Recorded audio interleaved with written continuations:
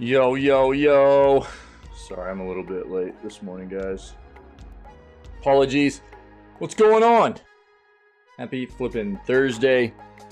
Hopefully you're getting to enjoy some music there while the start screen was up after the montage. Anyways, I was working on trying to get a playlist done for us instead of the norm. What we'd been doing all the time was just listening to specific soundtracks and stuff. So I'm trying to get some new stuff done where we get a variety of some music going for everybody to listen to.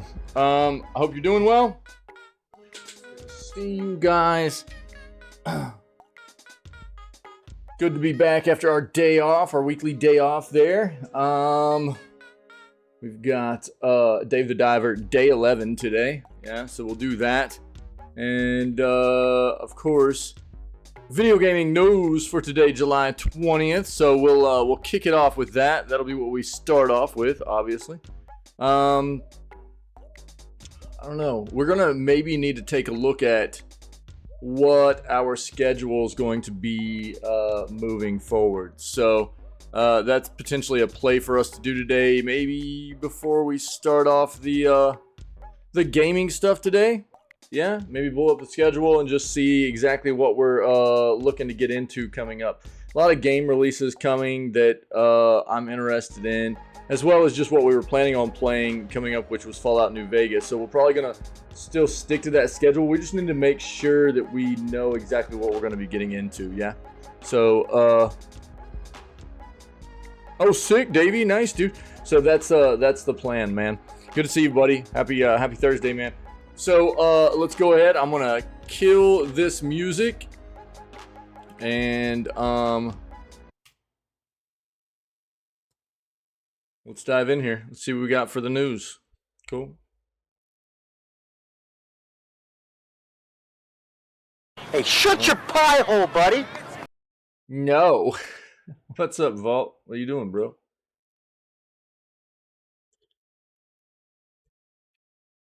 What it do, bro? What's up, man? Random mode time already. Fantastic. Doing good? Good, man. Nice. Get those random modes in there, guys.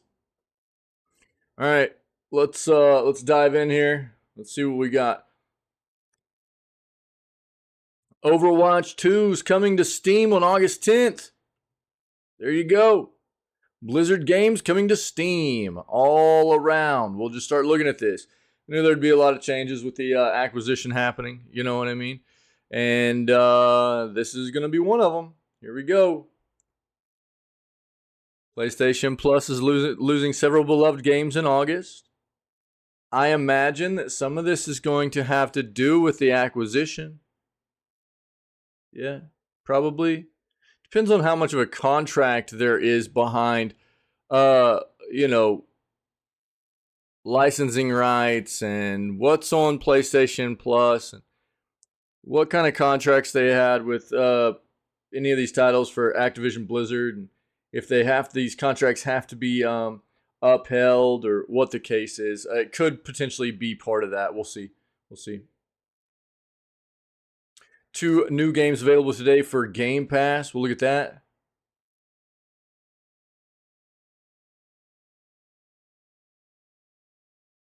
Oh yeah, we've covered that, dude. Yeah. Yep. Yeah, they're actually highly populated too, which is good. Yep.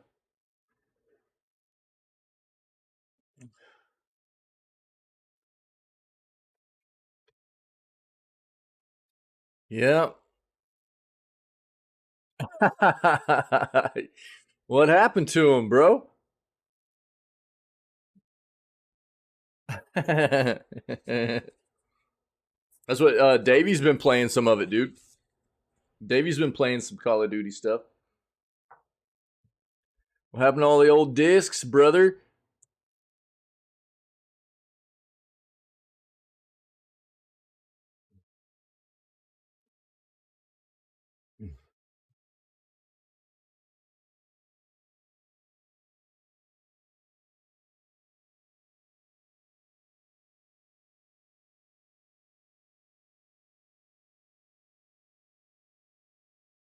Oh, brother.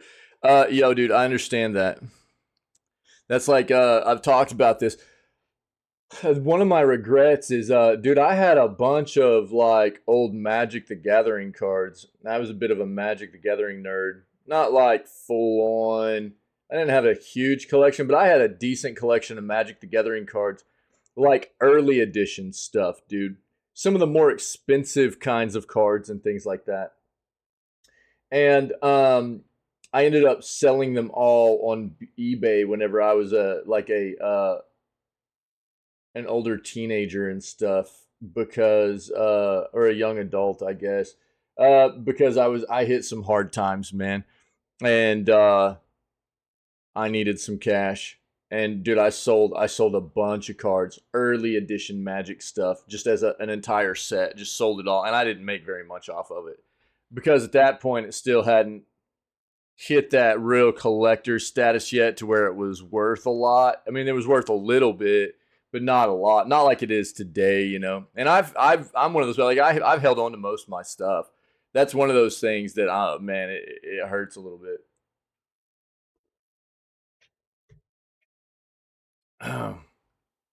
So I understand, man. I'm sorry that that happened. That sucks.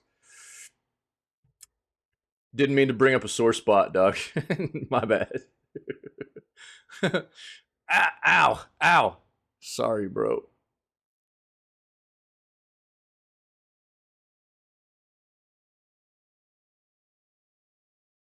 Wait, what? Windows 10 update looks like bad news for PC gamers?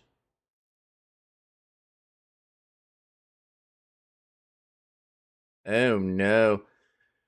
We'll take a look at that.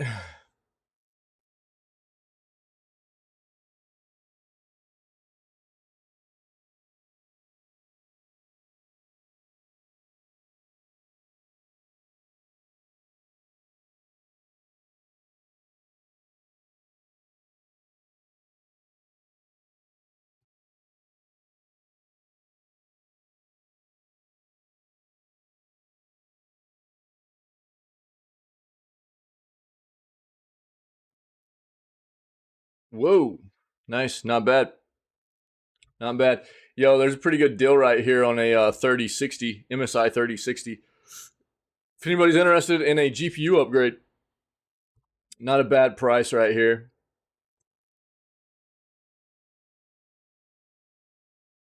So I'll bring that up.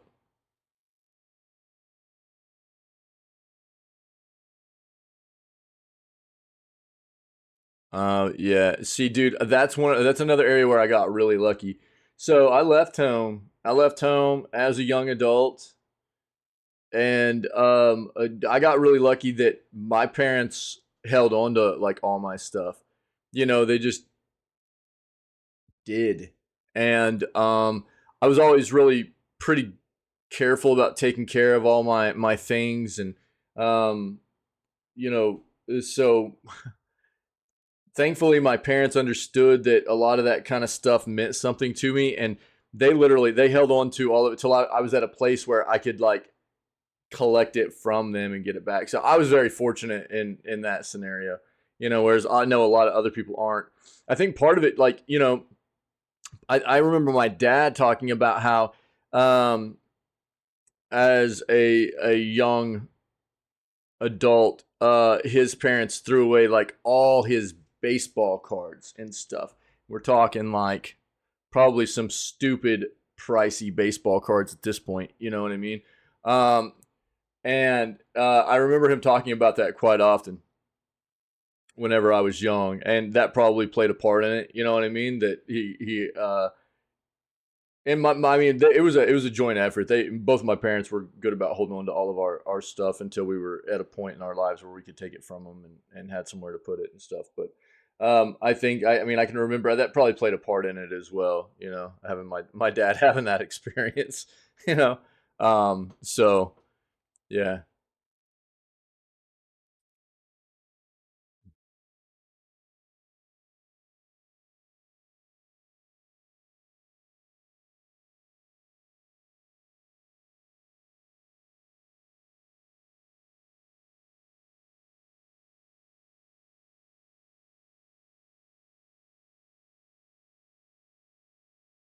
Nightingale highly requested third person mode is a big win. Ooh, okay.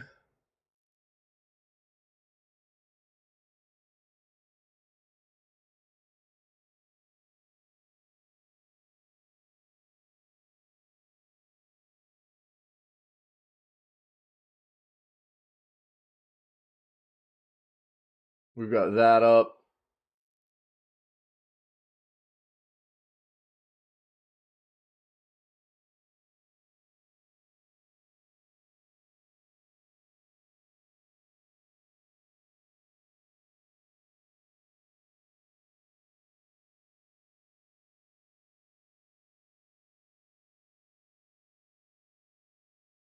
Oh, that sucks, bro. That sucks, man. I'm sorry.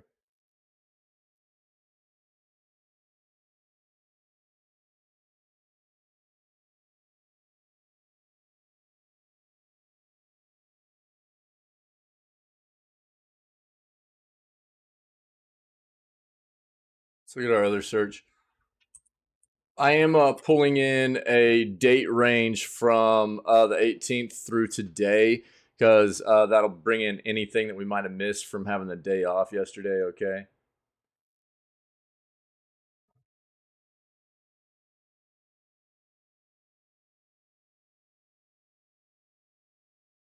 Invincible video game officially announced by Ubisoft. There you go.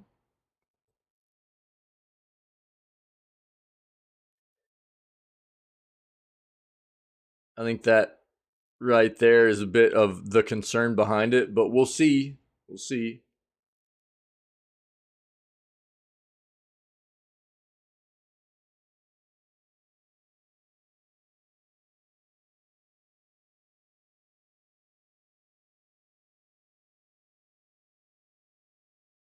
What is this? Is this anything new? Oh, it is. Okay. Okay.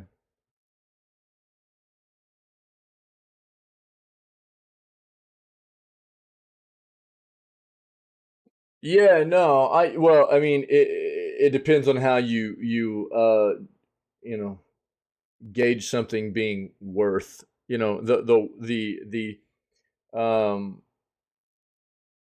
you know, you can gauge something's worth in different areas. And just because it's not worth something in a monetary means doesn't mean that it's not worth something, you know, to you sentimentally or, you know, nostalgia wise, like you're talking about, right? So, yeah, and look, I get it, man. You know, it's definitely one of those things. I mean, you know, I've got kids, dude. I understand how it is.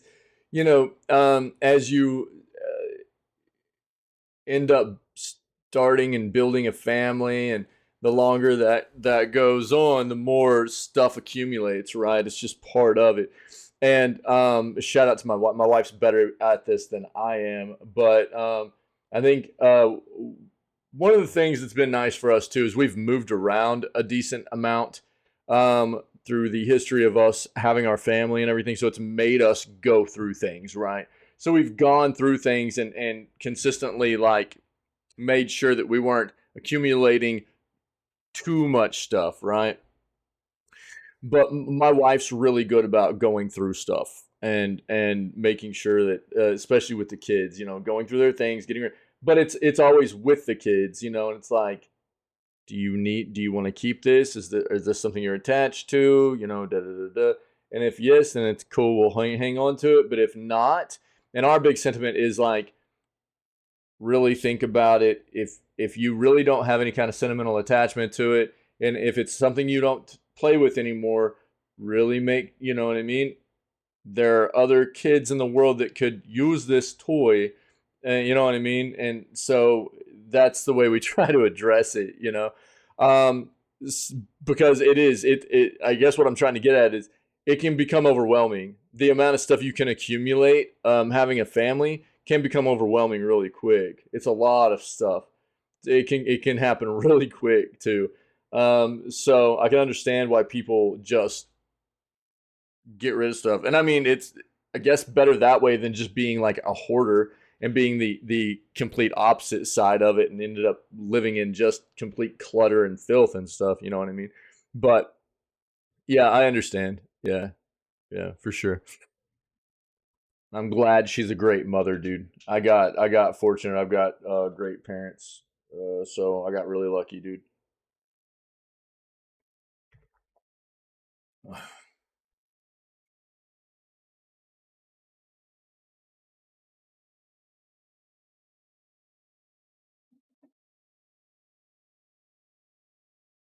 1 second, guys.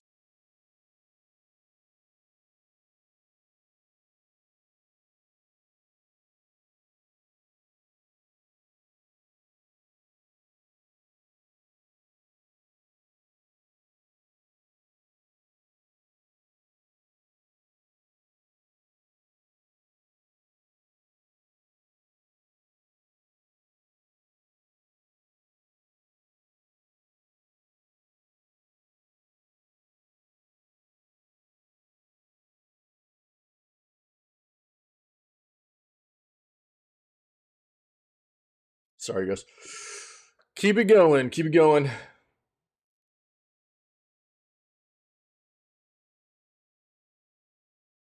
Dante Advance is a bright spot for video game preservation. My daughter really enjoyed playing one of these Shantae games once upon a time, man. Um, she has one of these and really enjoyed it.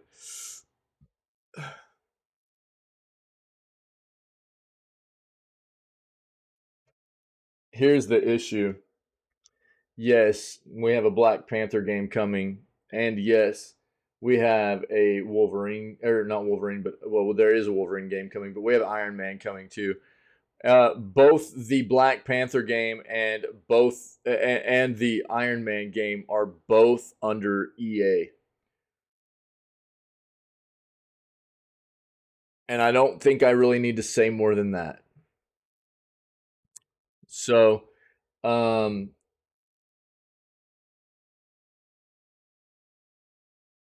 different companies under EA are developing these games, but nonetheless, they are EA games. And I think that what everybody needs to know is that is there the potential for either one of these games to be decent to maybe good? Maybe. Occasionally, EA will come out with a game like this that hits the right spots, like the first Jedi game, right? But then they're really good at messing stuff up too, man. They're really, really good at just botching things and just doing a terrible job because really all they care about is money, dude. That's really what it's about. The thing is that like EA is so completely massive. They're so huge. Their umbrella, is so wide, and they have so many subsidiaries underneath that they are bound to have a decent game here and there. It happens, and that goes for any of these big time industries, big time companies in the industry. But overall, I think that if you're ever seeing a game that's coming out and it's under one of these types of companies like EA, you're better off just being hesitant about it, you know? Exactly. Yeah. Even a blind squirrel gets a nut sometimes, you know what I mean? You know what I'm saying? Yeah. Broken clocks twice, right? Twice a day. Exactly. Same kind of sentiment, dude. Yeah. So that's exactly right, dude. Very nice. Very nice analogy there. Or metaphor. Yeah. Vault. So it's, I think that the best anybody can do with, and I understand it, dude. It's hard to not play these games that come out from these big, massive companies because it's the world of gaming. We love games, and it's hard not to get hyped about some of it, right? Um, Guardians of the Galaxy, is that what you're talking about? I don't think it was EA. It wasn't EA, was it? Who was Guardians of the Galaxy? Let's see real quick. Who was that? Dude, I can't remember anymore.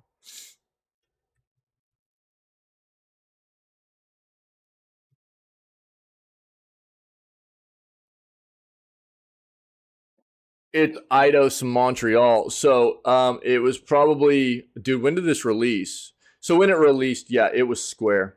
It was Square. So when it released, it was Square, basically, because Eidos was a subsidiary of Square at that point. But now, yeah, Guardians was solid. Yeah, you're right. Yeah. I mean, this is one of those games we've talked about a lot, though, where it's like a game like this and a game like, funny enough, another Marvel's game that didn't sell real well, but that was apparently pretty good was Midnight Suns. Both these games were supposed to be really, really, really solid games. They both reviewed very well on Metacritic and across other platforms, reviewed very well, and they just didn't sell very well, which is kind of weird. I think what it might be, there's just so much Marvel stuff, dude. Yes, so in the beginning of 2022, so the beginning of last year, I think it was May of last year, Square sold off their entire North American development studios, which I think all of them were in Canada. They sold off all of their North American development studios along with their Thief, Tomb Raider, Deus Ex IPs to Embracer Group. And then half a year later, so they sold all of that for $300 million. I don't know what they were thinking, but they sold all of that for $300 million. Yeah, Embracer. Yep. And then 6 months later, so at the end of last year, I think it was like around November of last year, something like that. Embracer turned around and sold only the rights to Tomb Raider to Amazon for $600 million. They doubled up just by selling the Tomb Raider IP. And they still kept everything else they got off of Square. How stupid do you think Square feels? Crazy, dude. I'm like, come on, man. Really? I couldn't believe it, even when I initially saw that Embracer got all of that. Because especially Deus Ex, and I mean, not to say Thief's a bad IP or anything, it's not, but it's not Tomb Raider and it's not Deus Ex either, you know? But to get, because that's really what Embracer was after, right? That's what Embracer was really after. Embracer wasn't necessarily after these developers, right? Embracer's after IPs. Dude, that's what I thought too. I mean, not for nothing. I mean, you know, 300 million is a lot of money to normal individuals like us, but in the gaming world of business nowadays, 300 million's like kind of, especially when you put it into comparison of like, you know, what Microsoft's paying for Activision Blizzard right now, and $69 billion, or even like take like Bungie got purchased for roughly $4 billion. You know what I mean? By Sony, or ZeniMax got purchased by Microsoft for what, 7 or 8 billion? You know what I mean? That's like pocket change. 300 million for all those development studios and all those IPs. You know, that's not very much, man. That's kind of the way I felt too, Vault, was that it didn't seem like very much. And then Embracer turned around 6 months later and doubled up just off of dumping the Tomb Raider IP to Amazon. I was like, God dang, dude. I mean, that's a smart business move. And if you didn't know this,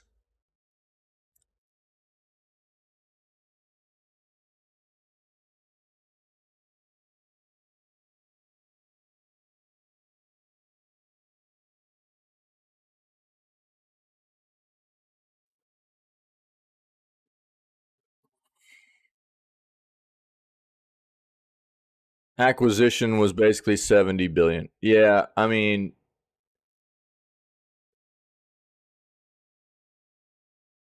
until we get details, I mean, it's actually closer to 69, but I mean, if you round it up, yeah. One coworker said that Sony will be paying 7 billion for the 10-year deal. Well, I mean, oh yeah, they did Vault, yeah. Here's the thing that you have to take into consideration.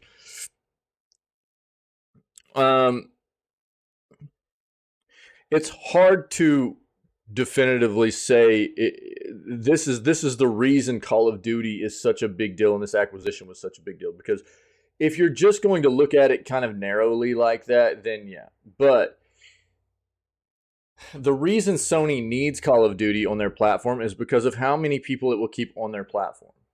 So if you're just looking at it solely as like that kind of thing and not what it will also potentially do to keep people on Sony's platform, keep people buying Sony's hardware to play Call of Duty on the platform that they prefer to play it on, stuff like that. You know, there are other areas like that where Sony will still benefit. You know, I mean, don't get me wrong. This is overall far and away a huge win for Microsoft.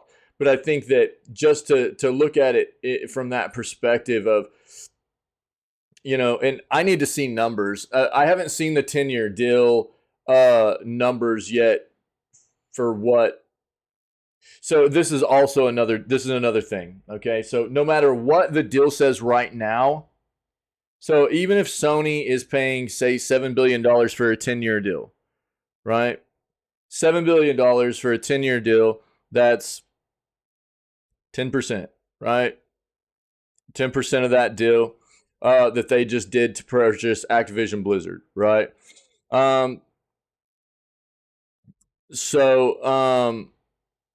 This is the other thing, though. Whenever people purchase Call of Duty on Sony, they will get a cut of that as well. So it's going to offset a little bit, right? So it will. That's the way these kinds of things always work. So the original developer pulls in the majority of the profit, and then the other consoles or platforms or whatever that it actually gets sold on. So whether it be like if it's Call of Duty and it gets sold on Steam or whatever, right? Oh, nice, Timon. Yo, thanks, dude. Yeah, I'll pull that up. Thanks, brother.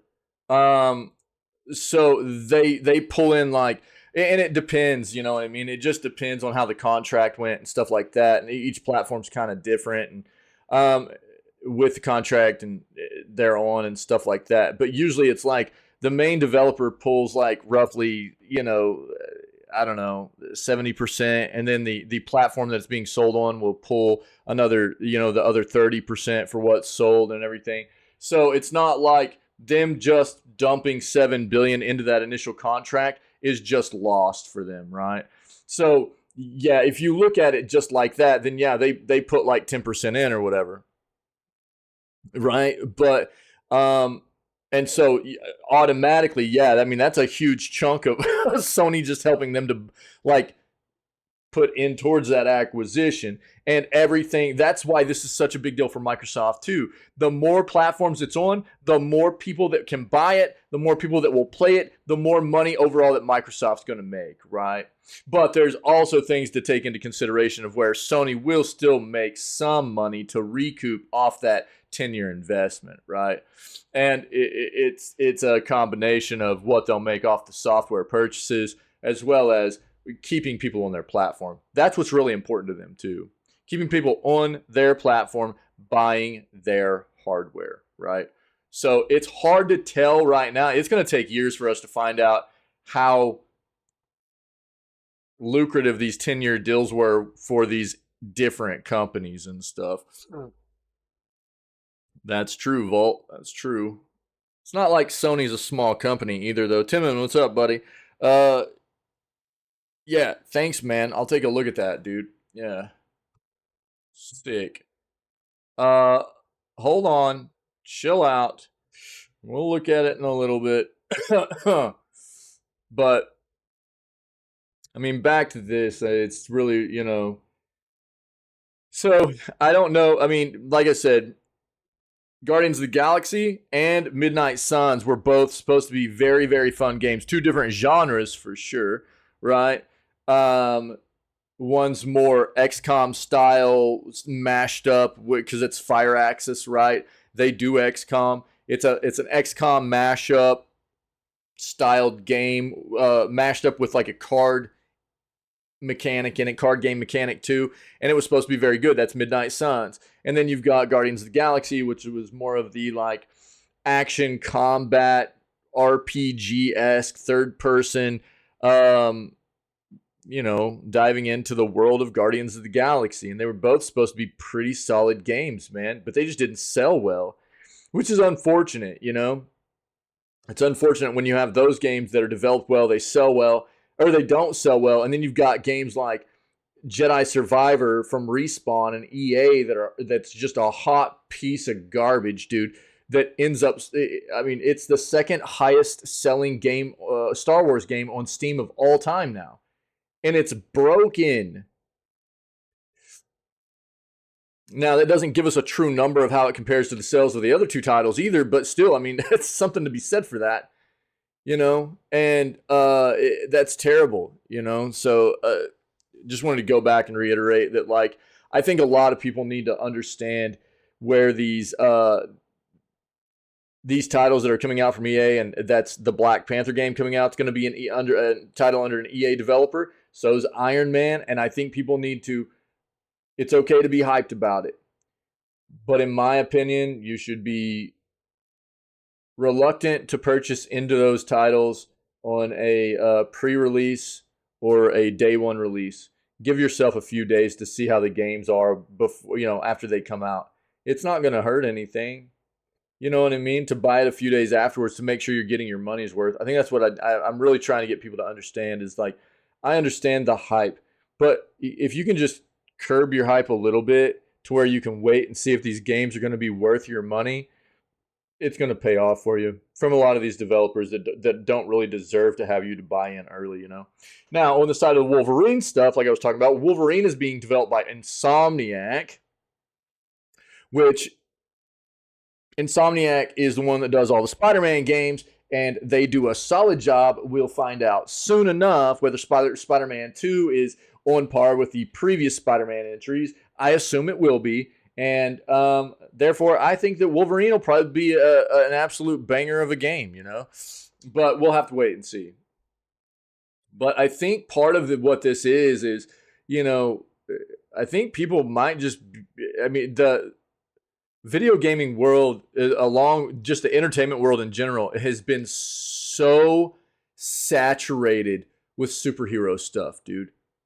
Whether it be Marvel or DC or anything else, it is so saturated. And does that play a part in why some of these games aren't selling? I don't know. I can tell you that, like, I've never been, I'm more of an anti-hero villain-esque kind of fan anyways. But there are some of the superheroes that I enjoy quite a bit. There are some that I don't care for also. But I can tell you just from my own perspective, it's like I'm really, really just kind of tired of seeing it all the time. It's just so heavy, dude. All the time, man. For me personally, anyways.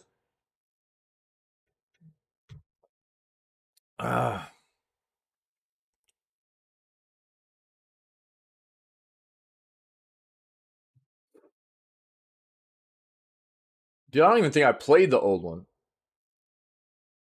Punisher's a dope character, though. Well, and here's the thing. Dude, there's a new Spawn movie coming, so we're probably going to get a new Spawn game if the movie does well. You know what I mean? That's the way this always works, too. If there's a game that does well where we haven't had a piece of, entertainment in other areas for it, such as like movies or TV or whatever, then usually that ends up coming, right? If the game does very well and there's a lot of hype around the game, then you see it spread into those other forms of entertainment. And vice versa happens as well. If we haven't had a game for a while, but, and it doesn't even have to be a while or anything, but, something comes out in the forms of entertainment for, like, video production, TV, movies and stuff, and it does very well, or a series or a movie or whatever, it does very, then usually the games come back into the fold too, like with Sonic right now. Sonic's so flippin' hype, dude, because the movies did so well. right? Now we've got like new Sonic entries, and we've got all these other Sonic entries that are like being remastered and remade and stuff. You know, and that's the way it works. I'll be honest, dude. I really hope the Twisted Metal show does well because I would love to have a new Twisted Metal game. I remember loving the crap out of Twisted Metal games from back in the day. Um, so who knows, man? Maybe we'll get like a new Spawn, and maybe we'll get like a Spawn game if the movie does well. You know, maybe who knows? Maybe we'll get Punisher stuff coming up, man. Who knows? I dig the darker characters, anyways. You know, they appeal to me more, so I'm all about it, Vault. I'm all about it, dude.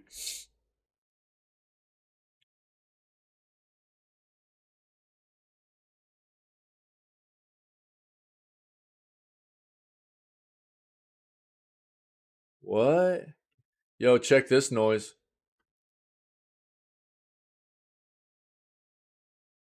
It looks like I probably won't dive too far into this because well, we'll read it, but Oxenfree and After Party adaptations in early development at Netflix, meaning they're working on adapting these into either movies or TV shows.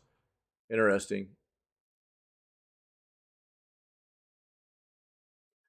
I hope they do Oxenfree justice, dude.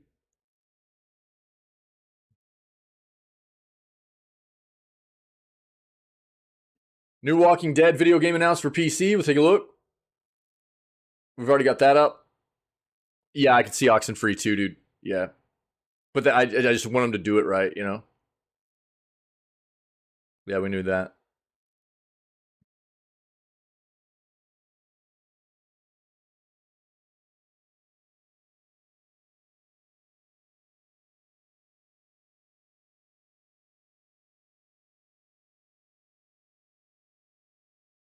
And you know, going back to what you said, Davey, about like the amount of money that Sony's buying into the 10-year deal.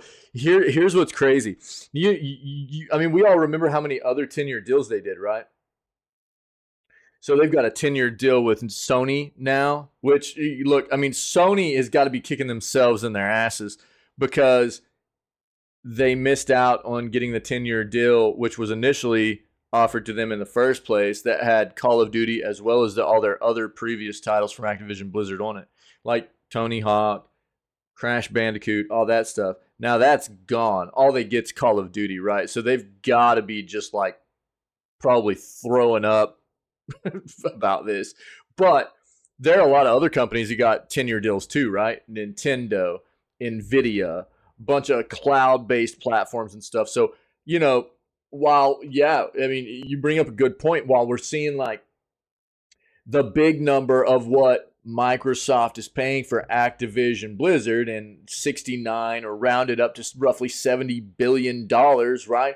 How much of this is going to be offset just by all these 10-year deals that they've pushed out, right? Not to, I mean, just on that alone, not to even take into consideration what it means for them profit wise moving forward for everything they're going to be able to do with that portfolio, right? But just off the 10-year, all these 10-year deals they've pushed out, it's a lot of stuff. And how much did they, you know, were these all these deals worth? That's what I think a lot of us want to know. One second, guys. Sorry.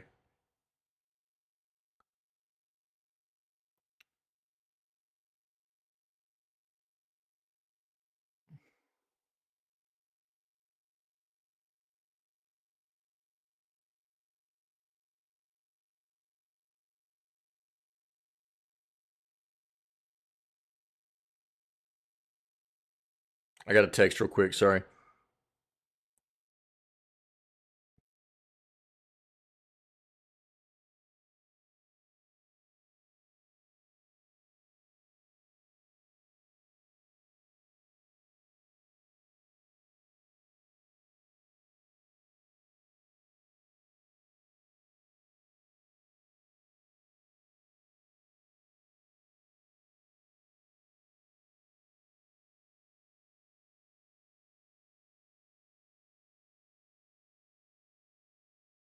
All right. Apologies.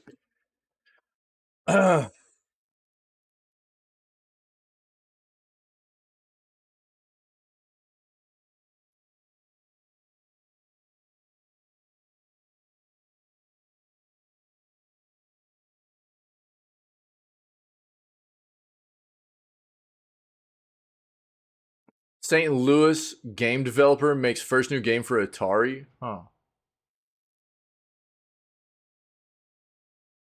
We've talked about Naraka Blade Point. That's on PS5 now. It dropped on PS5. And it's now free to play. So it's like a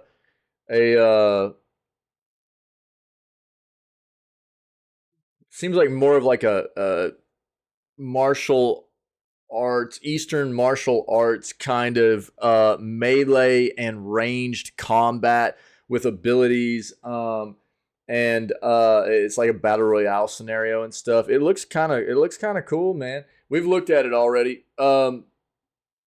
So I don't know, maybe check it out. It's free to play now, I think, across all platforms. I think once it hit PS5, it went free on all platforms. So maybe check it out. Looks cool.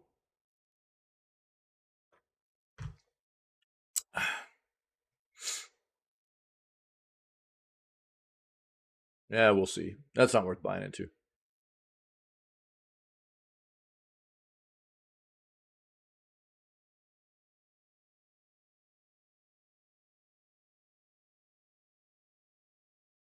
Six new titles to download and keep on Steam. We'll look at that.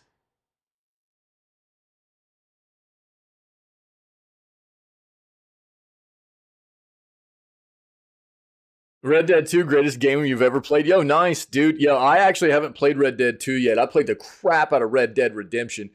I still own it, man. I still own it. But yeah, I own RDR2, or but I haven't played it yet. Yeah, I know. Look, it's one of those things where it's like, I own it. I haven't found the time to play it. Because here's one of my things. And what's up? What's up, General Happiness? How you doing, buddy? It's good to see you. Happy Thursday. I've actually got a schedule. We're gonna look at the schedule today. So here's the deal. This is the schedule. We made this schedule at the beginning of the year together, and I need to probably so this is where we're at right now, right? And this is wrong because I was planning on starting Tears of the Kingdom this month, and that didn't happen because I just wasn't feeling it. So we've been playing Dave the Diver all month instead. We still have a little bit of Grounded to finish up, which will probably happen the beginning of next week whenever Pinky gets back. We're finishing up Dave the Diver. We've got games coming out. We tried a little bit of Exoprimal. I probably won't play very much more of that. We've got WrestleQuest hits on August 8th. I want to play that. We're going to start Fallout New Vegas because I've never played Fallout New Vegas. There's just so many flipping games. We got a lot of games coming out. Liza P, Starfield potential. You know what I mean? Super Mario RPG hits in November. There's just a lot of, and all of October's Scaretober for us. So we're just horror games all month. So we're gonna talk schedule today. After I finish the news segment, before we start playing day 11 of Dave the Diver, we're going to take a look at the schedule. We're going to talk about games that are coming out, what we're doing now, when we're potentially going to finish these up, start new games up, and work some of these releases coming to us when we're going to work. Because, dude, I'm kind of interested. I mean, I got to get Payday 3 in here as well. Payday 3 is probably going to become my weekend game. It's releasing in September, I think. I've also been considering Remnant 2. There's a lot of stuff, man. But yeah, I need to play RDR2. I need to play Stardew Valley. There's so many games that I haven't played, that I need to get played. But it's hard, man. It's hard to find time to catch up on the games that I never got a chance to play and I don't replay games. I'm not even a streamer that replays games, man. I play a game, I get a good sense of accomplishment, and then I move on. And I'm still just constantly backlogged with games that I haven't gotten to try out, that I want to play. I'm trying to fit into the schedule, and you can't ever catch up, dude. You just can't ever catch up, man. It's a ton of stuff. That's good. That's good for the searches. Let's go ahead and dive into these articles for today, okay? But yeah, I got a pretty good deal on RDR2 last holiday season. What was it? There, it was on that. I don't normally purchase games on Epic, but Epic had a really good sale running during the holiday times, and RDR2 was on sale really cheap. I think it was like 70% off, and something like that. So I got like the deluxe edition or whatever it is, can't remember. And then I got another additional like percentage off with a coupon for Epic and everything. So I think I got that game for like maybe less than $20, something like that. But yeah, it's actually I think on our schedule, it's one of the games listed as something we want to try to get into the schedule sooner rather than later, you know. But we'll talk about it. Here we go. New Walking Dead video game announced for PC. Betrayal has Walking Dead Betrayal has been unveiled and will enter closed beta in August. Skybound has today revealed The Walking Dead Betrayal, which is the latest video game to come about based on the hit multimedia series over the past decade. A number of different games tied to The Walking Dead have released, all of different genres and gameplay styles. Now, Skybound is partnering with other Ocean Interactive for The Walking Dead Betrayal, which is far more multiplayer-centric compared to past outings. Announced alongside an initial trailer, The Walking Dead Betrayal is a game of cooperation and social deception that allows between 5 and 8 people to play at a time. At its core, Betrayal is a third-person action game that will see survivors attempting to stay alive while fighting off the zombie masses. Betrayal puts teamwork at its core, but in every match, teams will be forced to deal with traitors among themselves. These traitors are secretive to the rest of the group, and those playing as the pseudo-antagonists will have to find ways to sabotage the group without giving themselves away. Sounds like a lot like other games we've seen, but we'll see how they implement it and you know, if they do incorporate anything a bit unique and different about it. Essentially, Betrayal is The Walking Dead's version of Among Us, as it contains many of the same qualities as the mega hit game. Yeah. Let's look at this trailer. Oh, yeah. Okay, we need to round up supplies so that we can send them back to the settlement. We're running out of time, though, and a herd is coming. So let's split up and get this done. Look out for anyone acting suspicious. We're pretty low on food. We should probably get back to the safe zone. Whew. Okay, that was tough. Good job, everyone. No, wait, what are you... That was too easy. They'll never know what hit them.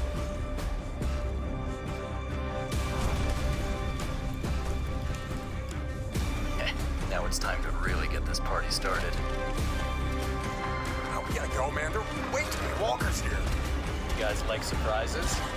The characters look like they're gliding. They don't even look like they're walking. Nice.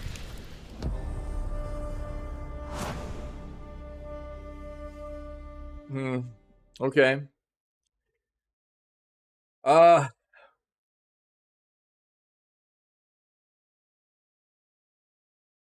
Trail doesn't have a specific launch date, but it's known to be coming to PC via Steam in the future. In the near term, other Ocean Interactive and Skybound will be holding a closed beta for the game next month, starting on August 10th. Those interested in taking part of this testing phase can sign up and gain more information through the game's official Discord, which there's a link right here. I'll link this article for you guys. In other Skybound news, the company just announced a video game adaptation of Invincible, as well as being created in tandem with Ubisoft. Oh, we've got that article up, so let's look at that next.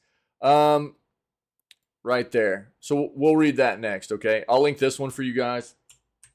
Here you go. Invincible video game officially announced by Ubi.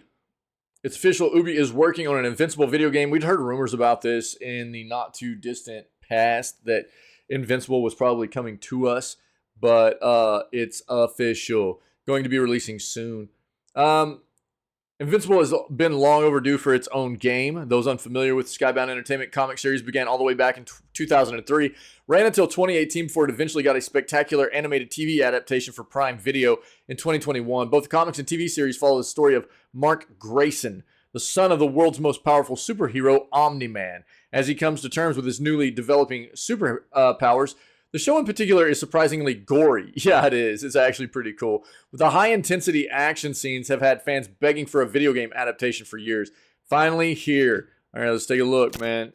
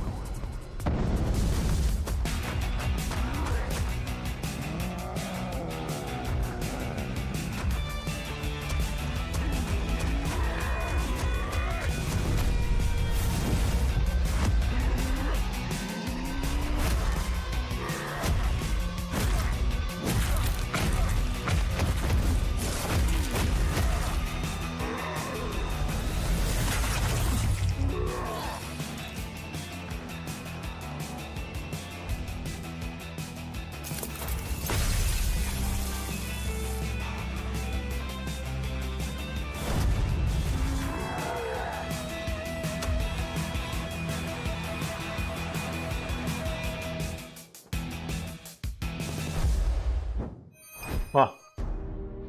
Well. So it's like a mobile title, yeah?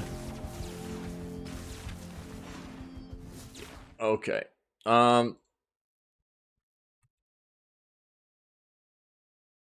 Yeah. Yeah. Okay. So, not that there's anything wrong with mobile titles or whatever. Mobile is a huge market, but this announcement I don't think is what a lot of people were probably expecting. Yeah, game wasn't even the same thing. I mean, that's why, look, that's why I was just getting ready to say, oh, it's not gameplay or anything, you know, so we'll have to wait and see what that's going to be. But, I mean, yeah, there we go, right? So that's why I talk all the time about, like, you can't put any stock into something that isn't actually showing you gameplay, right? I mean, how can you get hyped about something that's not showing you gameplay? Cinematics, there's something to be said for good cinematics in a game, but a cinematic alone doesn't tell you what the gameplay is going to be. Now, admittedly, Guarding the Globe might not be the game that everyone was hoping for. It's a free-to-play idle squad RPG coming to mobile devices, so don't expect it to be anything like Marvel Spider-Man or its upcoming sequel. As revealed in Ubi's official announcement post, Guarding the Globe will include a totally original storyline set within the Invincible universe, which is great news for fans. Players will need to recruit familiar faces, so it's a gacha game, such as Invincible himself and Adam Eve, to fight against an army of evil clones. You can select a squad of 5 characters comprised of attackers, defenders, and supporters, then fight to complete daily and weekly tasks. It will release soon on iOS and Android, not known exactly when that'll be. All right. If you want more, here you go. Yeah. All right. Yeah, it's going to be underwhelming for an amount of people, I think. There, yeah, feels a little bit underwhelming. St. Louis game developer makes first new game for Atari VCS in 33 years. Independent game studio in St. Louis has created a new game for a very old console. Graphite Lab, an independent gaming studio headquartered in Maryville University, has a new game, Mr. Run and Jump, coming out at the end of this month. It will be released in all places you expect: Xbox One, Switch, PS4, and 5. But you can also pick up an old school cartridge, play it on your Atari 2600 VCS. No way. The Atari VCS, as it's called, was created in 1977. It was among the first home gaming consoles. At the time, most people went to the arcade to play video games. The VCS was famous for games such as Space Invaders, which looked like Stone Age technology today. During its heyday in the early 80s, the company bought Pac-Man, but Atari lost ground to Nintendo and stopped making the console in 92. Still, it remains a classic console among gamers. Graphite Lab engineer John McCullough wanted to see if he could code a game for the old system. It was a passion project, says Matt Rathill, owner of Graphite Lab. As an engineer with lots of respect for the craft, he wanted to see what it was like to make games for a console that started our industry. I think this is one of the things I talk about a lot. I think this is why it's important for preservation of video gaming history. One of the most important reasons for the preservation of video gaming history is for developers to understand where we've come from, how the evolution of gaming has come about. to have a respect for what gaming has, where the roots are, right? And how we've gotten to the point that we're at now. He saw it as a challenge, kind of like climbing the first mountain ever climbed. When Atari saw the game, I liked it so much that it agreed to publish it. It will be the first new game for the VCS since 1990. McCullough came up with the characters for Mr. Run and Jump. The main character has to, well, run and jump through obstacles to collect gems and defeat a threat to his hometown called the Terrifying Void.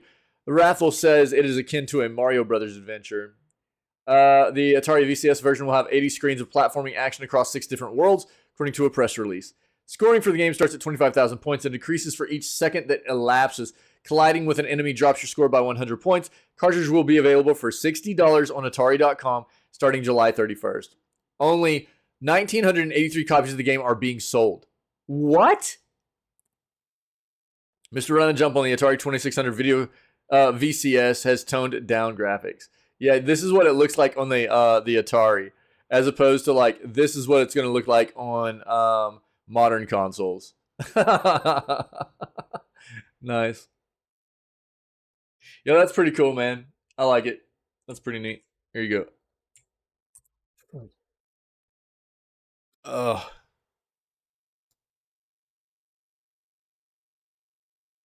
Pretty cool. All right, it looks like we got 6 new titles to download and keep in a massive giveaway. Let's see what this is. A lot of what we've seen from the free games coming out of Steam have not been the same kind of like quality that you normally get out of games from Epic. Not that you always get bangers from Epic, but quite often they're pretty solid titles. A lot of what we get off of Steam will be like in the articles they'll promote like games that are prologues, so you get a taste of the game a bit more than you would get out of a demo. And then a lot of the other games will be like games that are kind of obscure that you haven't really heard of, and they'll be either reviewed mediocre to kind of negatively, or they won't have reviews at all because people haven't ever heard of the game, stuff like that, you know. Which look, I mean, free games is free games, right? You can't really complain about that. But again, it's just not the same kind of stuff we get from Epic on the constant. Looks like there's Rift, which is a sci-fi RPG, somewhat inspired by the Tron movies. Tides of Dominion, adventure game that will have you exploring the open waters. Quantum Rail, thrilling, fast-paced first-person shooter. Cave Crawlers, play as a dwarf searching for glory, power, and loot in the form of armor, weapons, potions, and items. Finally, Yappy Knockout is an online sports game that sees up to 24 players competing in a series of minigames take place in a colorful and chaotic world filled with traps and obstacles. So what I'm going to do is I'll just link this to you guys. If you're interested in checking these games out, getting some free content, which I recommend, right? There's no reason why people shouldn't be grabbing free games in the world in which we live in for the gaming industry, which price is always such an obstacle nowadays. I can't advise people or recommend that people take advantage of free products enough. And even if you're not a PC gamer, again, you can start a Steam account. You can start an Epic account. It literally only takes a couple of minutes of time. Start a GOG account as well. They have websites. You don't need a desktop app or anything. Just go to their website, create an account, okay, and grab your free games. Every single week there's new free games. You just go grab your free games, because who knows in the future when you might, decide to start doing some PC gaming. And at that point, if you've been going ahead and grabbing your free software, when you decide to start doing some PC gaming, then you're gonna have a library stacked up with games to try out and play, and it's just to your benefit, man. So I can't recommend enough that people just start doing this kind of thing, even if you're not a PC gamer right now.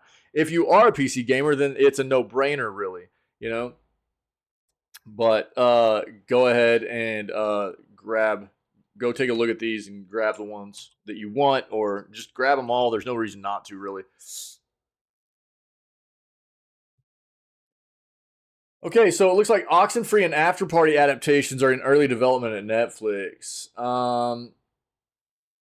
Netflix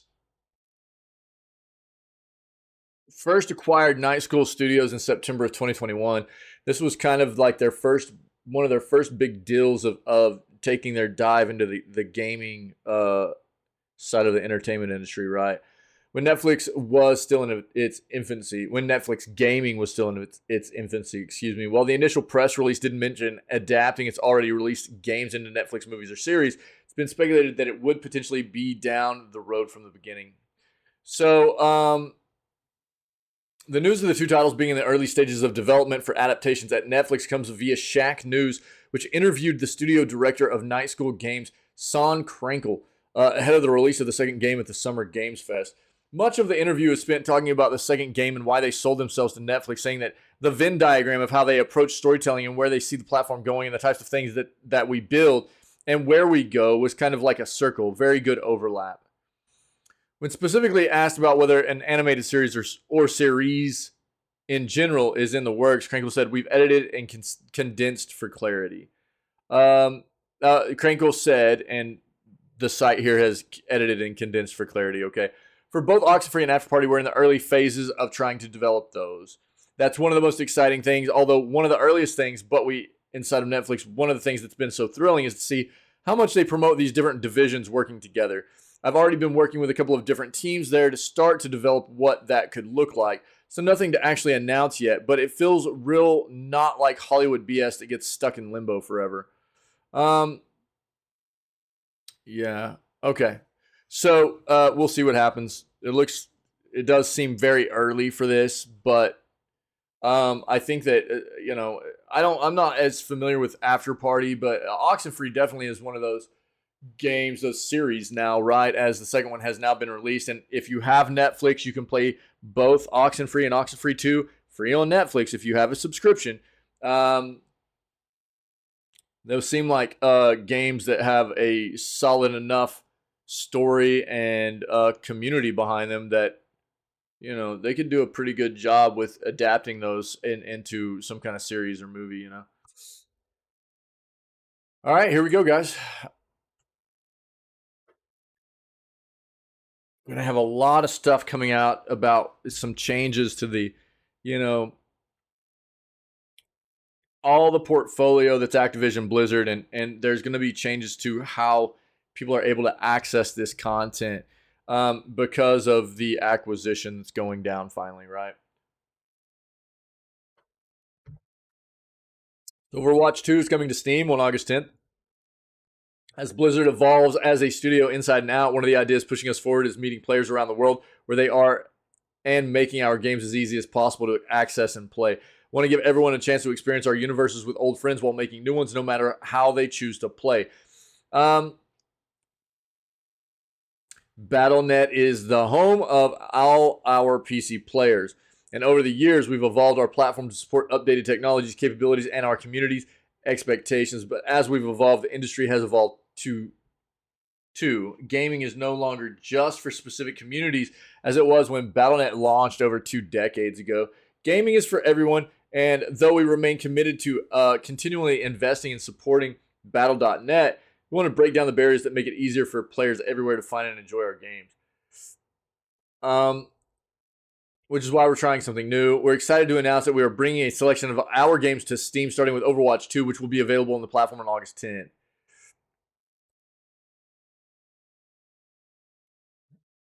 Look, I'm sorry, but I'm not going to believe quotes coming out of Mike Ibarra. Mike Ibarra says, "It's our goal at Blizzard to listen to players and try to exceed their expectations in everything we do."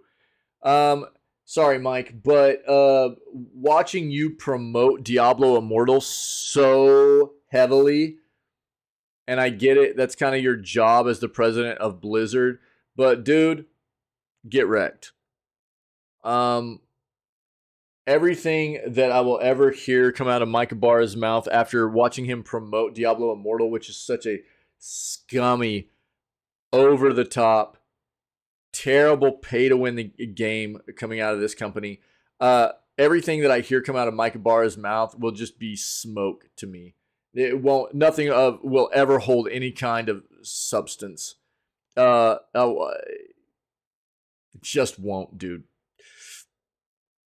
While Battle.net remains a priority for us now and into the future, we've heard players want the choice of Steam for a selection of our games, starting with Overwatch 2 on August 10th. Happy to work with Valve to make that happen.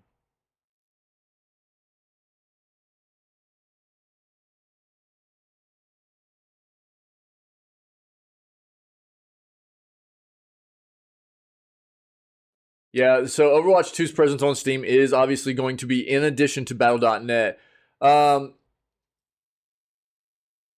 Players on Steam will still need to connect Overwatch 2 to a Battle.net account as they require for all platforms, which enables cross-platform play and more. Players using Steam will have access to features on the platform while playing Overwatch 2, such as Steam achievements, their Steam friends list, and ability to invite them to play in-game. Excited to see the response from the Overwatch community, both veteran players and new ones who come on board through Steam. Looking forward to hearing their feedback. I think this is just the beginning of what we see for Activision Blizzard games branching out into. I mean, it's kind of obvious, right? I don't think I need to say this, but with the Microsoft's acquisition of Activision Blizzard really coming to fruition here, we're going to start seeing more of this happen, because it's not just going to be other platforms itself, but it's also a lot of these titles are going to start showing up on Xbox and Microsoft's gaming platforms, whether it be their streaming service, their cloud service, the consoles, all that kind of stuff, right? And so I think Overwatch 2 was probably a pretty easy one to go ahead and get set up to move over onto a platform like Steam, but we're going to see other stuff too. So I think this is just the beginning of this kind of stuff rolling out, you know. I'll link it for you if you want.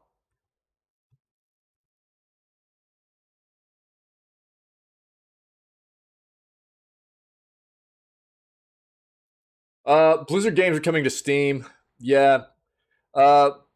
So starting with Overwatch 2, do they have it, or is there news about other stuff?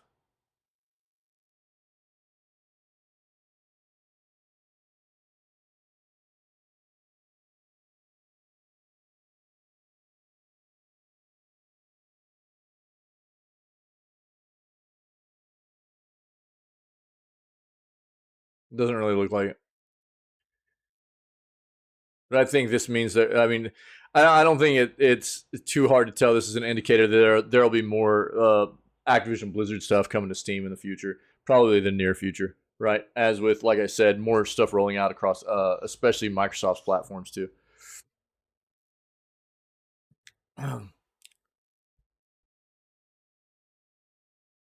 PlayStation Plus is losing several beloved games in August.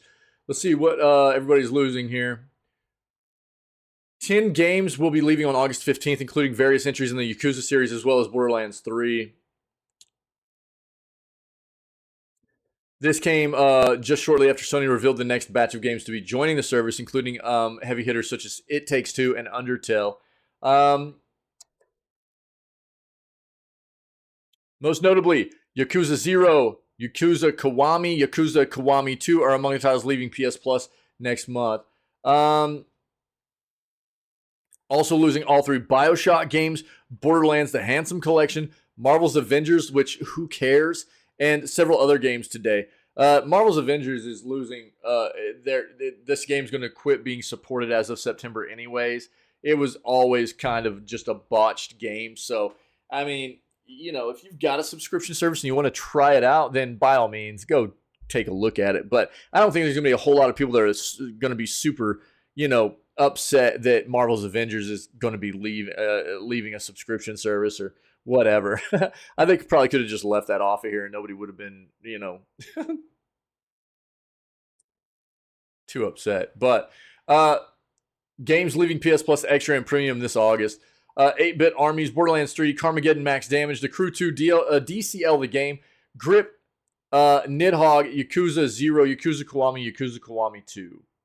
There you go. All right. We had hit on that a little while ago, but, you know, I try to reiterate these things to people so they know what they're going to be getting, going to be missing out on these subscription services. Now, 2 games are available as of today with Xbox Game Pass as well.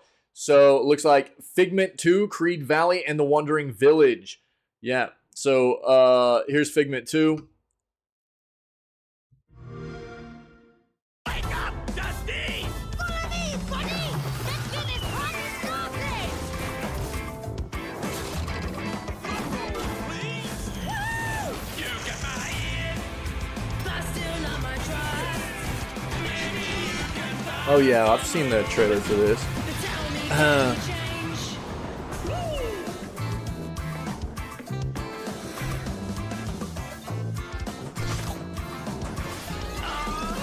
you got one chance.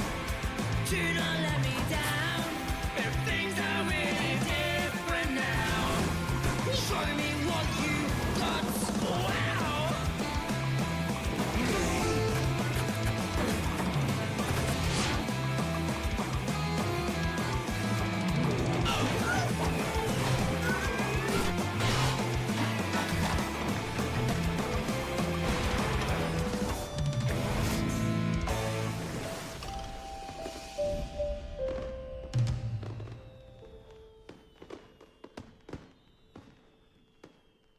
Okay, Figment 2. This is The Wandering Village. We've seen this as well, but take a minute here to let everybody take a look.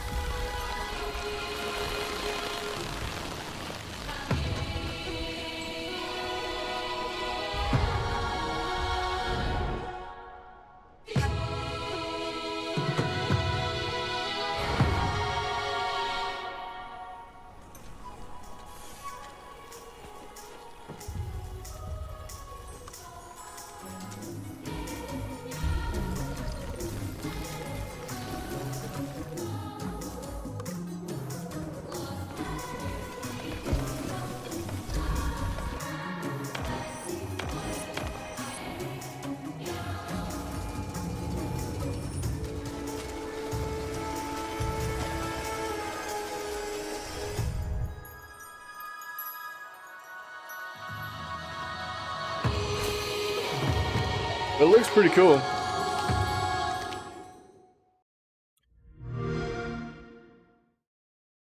There you go. If you want more out of those, just want this article to keep around so you remember.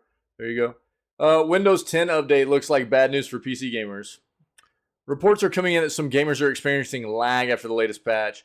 Windows 10's most recent update has been giving some PC gamers a headache, bringing lag to their gaming sessions and causing other performance issues besides. Windows' latest pickup on the feedback posted on the official Reddit thread introducing the July cumulative update for Windows 10, patch KB5028166. One Redditor said, "Did somebody experience after updating game and apps became laggy?" A bunch of replies in the affirmative then ensued along the lines of, "Yes, I can't do anything. It takes for everything. Everything is slow. I've had a few games become laggy and freezing at points since updating." A further user on Reddit observes, "The last update has given my Windows 10 PC a bad case of constipation. Chrome and other apps take a minute or two to open. Web pages are delaying opening or display a page is not responding message. I've not uninstalled the latest update in the hopes Microsoft releases a new update soon that sorts all this out, as it doesn't seem to be an uncommon problem." Doesn't seem to be an uncommon problem indeed, with another Redditor posting to confirm, "Had to uninstall this update, caused an ungodly amount of stuttering afterwards, reformatted the PC, tested before and after this update after, so I know this is definitely the cause of the stutter. Clearly, I am not the only one, and would highly recommend avoiding uninstalling this uниnstalling this update." As well as these issues for gamers in general performance slowdown, there are complaints on the same Reddit thread about KB5028166 update taking ages to install. One tech support person notes, "On all my clients' computers, this update takes forever after restart and there's nothing you can do. Everyone has been calling since morning because they can't work on their computers." A reply to that says the update went on for many hours and the user ended up restarting their PC to get out of it. Not advisable, really, though sometimes you may feel left with little choice after waiting for ages for an update to finish, only to encounter the same problem again. Nasty. Nothing official from Microsoft yet. Yeah, clearly a lot of people are unhappy right now.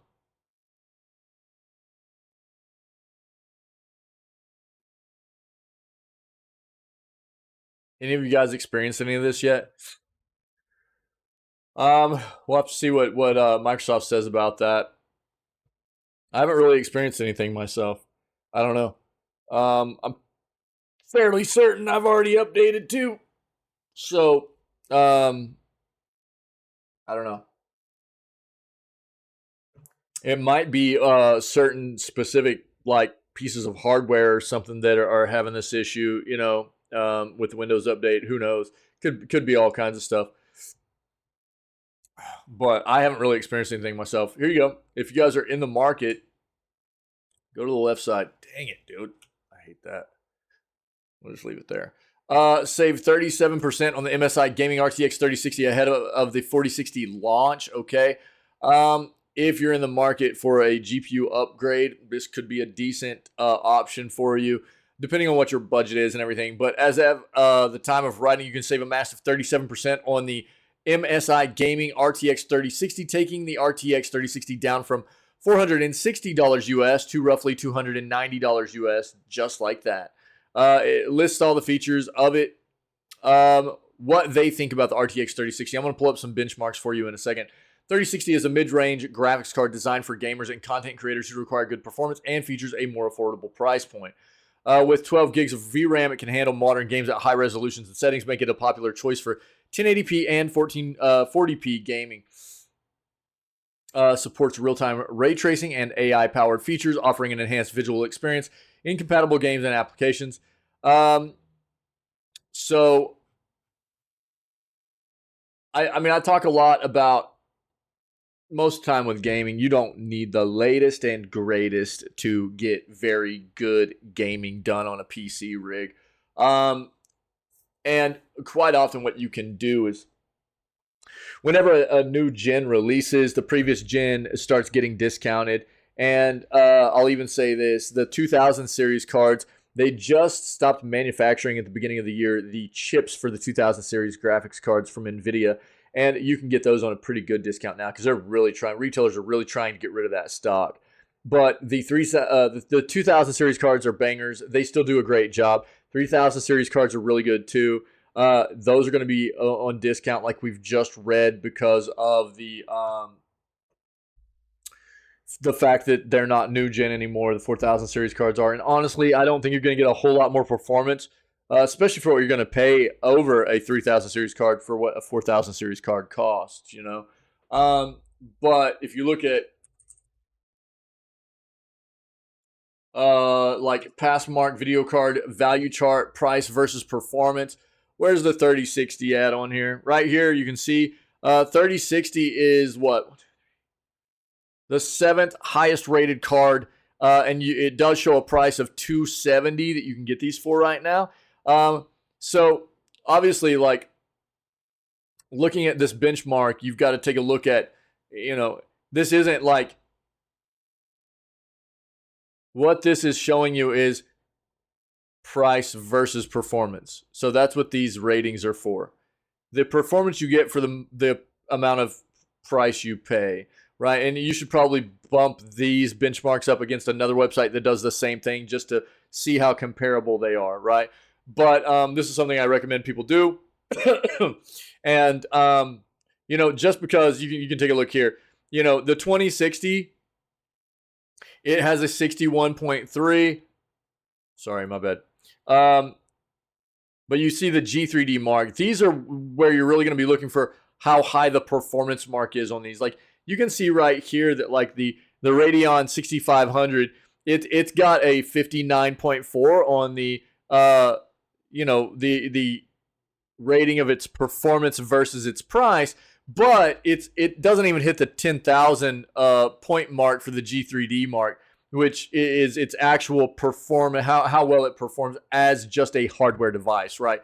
And so, yeah, you would only pay $160 for this, but if you were to spend, you know, another what? $70 or so, you can really take an evolution up, or another $100, significantly even more. You can basically double up your investment there for something that's probably going to last quite a while in going into a 3060. But It just depends on what your budget is and what you're looking for, what you're trying to get done with it. This is a really good benchmarking site to take a look at price versus performance. You just have to know how to read these things and determine what's best for you. And this isn't a bad price here for an MSI card, man. Yeah. But you're starting to see the 3060 cards really drop down in price there. So if you're interested there, that is. Nightingale, highly requested third-person mode, is a big win for fans. More highly requested features are in the works. So Nightingale recently revealed its third-person mode following a slew of requests from fans for the feature. This is a kind of a game that's been getting some hype, man, around it. Community coordinator Maribel Diaz spoke in a developer update on the progress of Nightingale and the feedback that Inflection Games has gotten from fans in its latest playtest. Third-person mode was highly experimental for this playtest, but for those who are prone to motion sickness or simply prefer it, the option was there for playtesters to check it out and to let us know how it felt. This is probably going to be very long. Yeah, 10 minutes. So I'll link this for you guys to take a look. Diaz clarified that the first-person mode is the default for Nightingale. However, third-person mode is a valuable addition for accessibility. Quote, we really hope to have it ready by the time we launch in early access. They added, as the game is aiming for an early access window of late 2023. Expectedly, third-person mode has been welcomed warmly by fans, with some even saying that they're now won over by the upcoming Gas Lamp fantasy survival game. Diaz mentioned that there are more highly requested features from fans that are in development and will be shown off as soon as they are ready. On its way, this game is Nightingale is on its way to PC via Steam and Epic Game Store. There's a significant interest as former BioWare general manager Aaron Flynn is in the driver's seat in this new venture. Nevertheless, Nightingale isn't necessarily cut from the same cloth as things like Dragon's Age. Quote, it's very much a sandbox, but we want to offer players some structure in how they're going about exploring this world. There isn't this overarching quest beyond finding your way back to Nightingale. It represents a North Star, and you're going to be thinking about how to find your way back, explained Flynn in an interview with Enemy on its world-building visions. The game does look pretty cool, and that's neat to see. I think the big thing is, like, if there's not PvP in this, which I don't think there is, there's not a big deal in letting people really take advantage in which perspective they prefer, third person versus first person. Where you start getting into issues is that, like, if you're doing a competitive shooting type game where it's PvP, you can't mix third person and first person. It's just, I mean, you can, but people that play third person are almost always going to have a competitive edge, or people that are good at switching between the two very easily, because third person gives you a better ability to see the entire world. You can, like, be on a corner and use the third person mode to look around and see other people, whereas in first person mode you wouldn't be able to see that way, right? So but I don't think this is a PvP type game. I don't think I can't remember specifically, but that's cool. It's cool they're incorporating that. Microsoft and Activision Blizzard have extended their merger agreements until October. Companies are still seeking approval for the deal from the UK's competition regulator. So what this is basically is where Microsoft not able to purchase Activision Blizzard by a later July date, then they would have had to pay a $3 billion fee to Activision Blizzard. And what this is going to do is push that date back to allow Microsoft time to get this stuff done so that they don't have to deal with the ramifications of potentially not getting the deal done on time. That's what this is.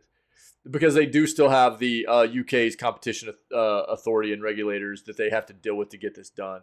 So the move to extend the agreement came after their initial self-imposed deadline to complete the $69 billion deal expired on Tuesday. Yeah, okay. So it expired on the 18th. And they've pushed it back to October. So that's basically what this is, okay? So instead of having to pay $3 billion right now to Activision Blizzard, when everybody knows that they're going to be able to acquire them, they're going to be paying them $69 billion anyways, they're kind of being like, okay, we know you're taking care of business here. It's okay. We'll move the deadline back. That's basically what this is. Shantae Advance is a bright spot for video game preservation. Whoa. Limited Run Games annual summer showcase has always been one of the highlights of the slew of summer game event, only because the writer is curious which digital-only games are being going to be preserved in physical media forever. Shantae Advanced Risky Revolution from Way Forward and Limited Run is a mind-melting step beyond what I thought was even possible. Yeah, this game was meant to be a Game Boy Advance sequel to 2002's Shantae that was canceled after Way Forward couldn't find a publisher for it due to low sales of the original. As a result, the Shantae series went on hiatus until 2010 when Shantae Risky's Revenge released on DS and became the first game on the service. However, Way Forward had kept all the files and code for Shantae Advance in the hopes of eventually reviving it as the true second chapter in the series. That is finally happening now. Not only is this lost Shantae entry finally seeing a release 20 years later, it's also getting a physical run on Game Boy Advance. That's cool. Nice. That's very cool.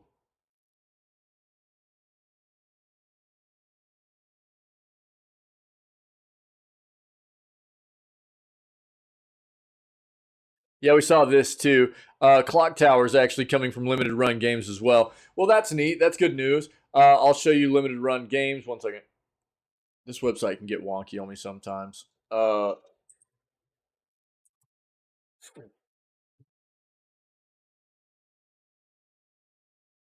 There we go. That's it. That's it. So Limited Run Games does all kinds of really cool stuff. They end up they'll take games and reprint them. Like they're getting ready to do the Jurassic Park series. They're going to be reprinting them on like regular Nintendo cartridges and stuff. You can see these right here. These are Sega Genesis games. They're printing. They do Game Boy games, Nintendo games, like Super Nintendo, regular Nintendo. They even just take games that might not have really had a whole lot of physical prints, and they do physical prints for games on modern consoles and things like that. It's a pretty cool site. Take a look.